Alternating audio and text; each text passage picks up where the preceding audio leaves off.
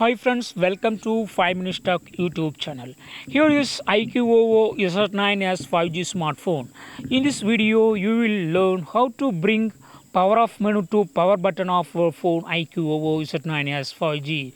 Usually when you long press this power button, what will happen? Just it will open Google Assistant.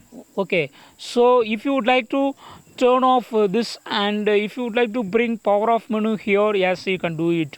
What you have to do, just go to the settings of your phone first, and then go to shortcuts and accessibility. Here, and you will find here power button option. Just click on that, and here see, when you long press and hold this power button, it will by default launch Google Assistant. It has been set to open Google Assistant like that.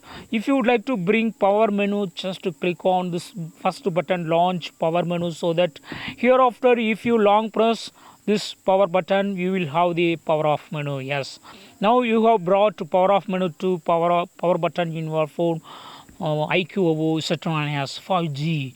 That's all friends, thanks for watching, bye.